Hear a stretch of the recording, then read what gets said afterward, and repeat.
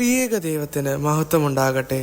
ദൈവത്തിന്റെ പീഡാസഹനവും സ്നേഹവും അനുകമ്പയും തിരിച്ചറിയുന്ന ഈ വലിയ നോമ്പിന്റെ വേളയിൽ ദൈവിക ചിന്തയ്ക്കായി തിരഞ്ഞെടുത്തിരിക്കുന്ന വേദഭാഗം വിശുദ്ധ മത്തായിയുടെ സുവിശേഷം 5-ാം അധ്യായം 38 മുതൽ 48 വരെയുള്ള വാക്യങ്ങളാകുന്നു.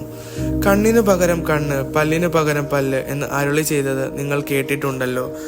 ഞാനോ നിങ്ങളോട് പറയുന്നത്, ദുഷ്ടനോട് എതിർക്കരുത്. യേശു നമ്മെ അതിക്രമക്കാരോട് പ്രതികരിക്കാൻ ക്ഷണിക്കുന്നില്ല. നമ്മുടെ ജീവിതത്തിലേക്ക് ഉത്തമ മാതൃകയാണ് യേശു.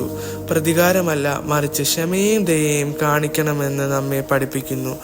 ലോകം നമ്മെ അക്രമത്തിനും പ്രതികാരത്തിനും പ്രേരിപ്പിച്ചാലും ദൈവരാജ്യത്തിൽ നമ്മൾ മറുപടി വയ്ക്കുന്ന ഒരു പുതിയ മാർഗം കണ്ടെത്താൻ കടമെടുക്കുന്നു. നിന്റെ ശത്രുവിനെയും സ്നേഹിക്കുക എന്ന വചനങ്ങൾ യേശു നമ്മെ ഒരു ഉയർന്ന മാനദണ്ഡത്തിലേക്കാണ് നയിക്കുന്നത്.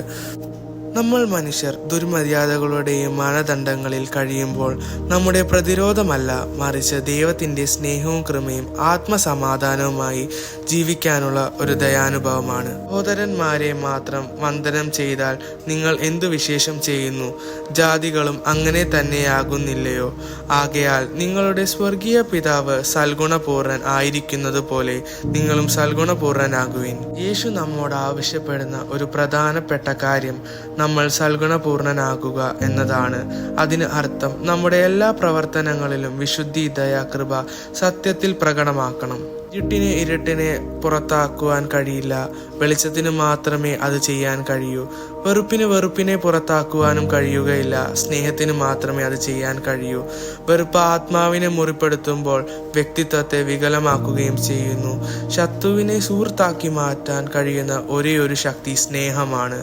നമുക്ക് ദൈവത്തിന്റെ ഈ വചനങ്ങൾ പൂർണ്ണമായി അനുശീലനം ചെയ്ത് സ്നേഹത്തിന്റെയും ദയയുടെയും അനുഗ്രഹത്തിൽ ഏറ്റെടുക്കാം. ആമീൻ.